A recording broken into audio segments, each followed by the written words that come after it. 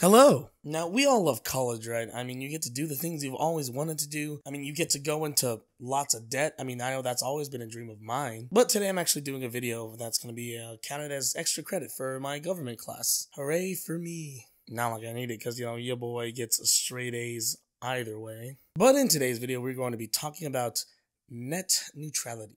I'm basically going to give a brief history and then just do an overview of why exactly it's such a controversial topic today. And what better place to start than the beginning. Basically, we have to start at the year 1996, which was the year I was born. But that's not important right now. In 1996, the Telecommunications Act was passed, and it basically gave the FCC, which is the Federal Communications Commission, it gave them jurisdiction to pass regulations over phone service providers. But since the internet itself was still in its infancy at the point, the acts didn't really do anything to let the FCC pass any regulations for internet access and to do anything to curtail our internet service providers from engaging in bad practices. Flash forward a little more to the year 2003, law professor Tim Wu writes an article and basically coins the term net neutrality. Now, what is net neutrality, you might ask? Well, it's actually, in layman's terms, it basically just means a free and open internet. Internet service providers have to provide the same bandwidth and equal speed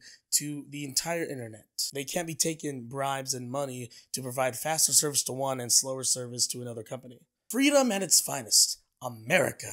Flash forward again to 2010, the FCC adopts the Open Internet Order, which basically puts net neutrality laws in the books. Flash forward a little more to 2015, the FCC has a few more regulations that basically strengthen net neutrality laws. But flash forward to 2017, and, well, Donald Trump is president. And Donald Trump is such a very, very nice person and has no controversies about him at all. And if I say anything about him, no one will get mad because he's such a well-loved person.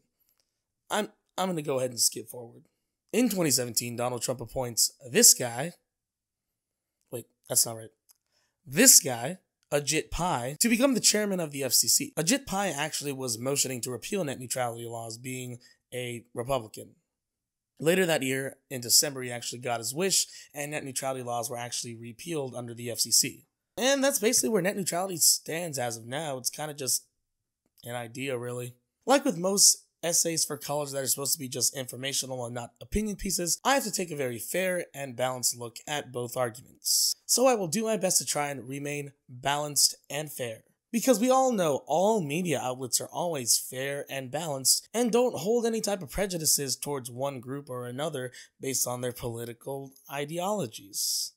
That's never happened before. Now, there actually is a very fair amount of criticism of net neutrality laws. Larry Downs, who's a project director at Georgetown University, states that more efforts to regulate the internet spell a lot of bad things in the long term.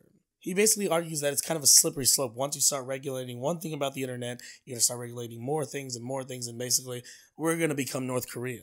Typical right-wing argument. If you do this, the terrorists win. Right, got to remain fair and balanced, got it. There's also large internet service providers like Comcast that have actually spoken out against net neutrality laws after they have been repealed. Comcast basically said that they're going to remain very transparent about any policy changes or any price differences, and basically they're going to try not to screw over their clientele. A large corporation driven by nothing but money claims that they won't screw over their customers with that when regulations have been repealed. Well, I guess we have no reason to doubt their word. Right. Fair, balanced, unbiased. Yeah! There was actually a Wall Street Journal article that claims that innovation will be stifled because the internet has to give the same fair treatment to something like a scientific research study, and they have to give the same type of treatment to cat videos. Now, I know I'm supposed to remain fair and balanced here, but is this guy talking mess about my cat videos? Don't talk mess about my cat videos, dude. I like cat videos. I love cat videos. And anyone who talks mess about my cat videos, it just makes me so upset. And everyone's favorite relic, radio show host, Rush Limbaugh, had to weigh in on the situation, of course. He basically claims that the net neutrality laws are a violation of free market principles because it tells companies how they can and can't spend their money. He claims that the left doesn't like the free market and that there's options basically for companies to do whatever they want. That's right, Rush. Just blame the left. Blame those pesky libtards and SJWs. They need to be wrecked with logic and facts. And as you all know, Republicans and conservatives never irrational and always using logic. Oh yeah, I'm supposed to be fair and balanced and not show my opinions. But of course, on the opposite end of the spectrum, there's people who support net neutrality laws and are really sad that they're kind of gone right now. New York Times columnist Farhad Manju, I hope I'm pronouncing this right, he basically wrote that once net neutrality laws are gone, the internet will kind of steadily change into something else. It'll be an internet run by money and bureaucracy and the wealthy. Actually, Tom Wheeler, who was the former FCC chairman, also criticized Ajit Pai's decision to repeal net neutrality, saying that he's basically being a sellout. Oh, dang, brr, he called him a sellout. He claims that a fair and open internet is basically the backbone of the digital economy. And you know, without regulations, the internet basically has the power to kind of stifle new and independent websites from starting up. In layman's terms, it kind of might have the potential to create an internet version of an oligarchy. Tim Wu, who was actually mentioned earlier as the person who coined net neutrality, criticized the decision to repeal net neutrality laws because it could lead to censorship. He claimed that companies like AT&T could block certain things to promote their own agenda. Like, say for instance, a company like Disney could pay internet service providers money to give more bandwidth to critic websites that give their movies really good reviews, and slower bandwidth to those who don't.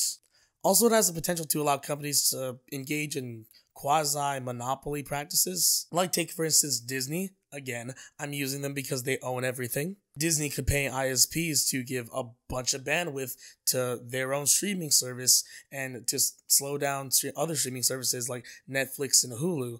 And that would basically leave Disney to be the one that most people choose because it's the fastest. Not only is that just straight up mean, it's in violation of free market practices where the best company would get the most people in, a perfect world. And then you also have content creators like me who are independent and are, small businesses, and we don't really have ties to bigger companies, or we really don't have the money to shell out to companies like Comcast to get more bandwidth directed towards us. It has the potential to really kind of erase small-time creators like myself and many others. But as it stands, it's been 1 year since net neutrality regulations have been repealed, and, it's not really a long enough time to tell the long-term effects. But that's basically the end of this video, and I haven't made one of these in a while, so I kind of forgot how to end them. So, bye. Wish me luck on my government final.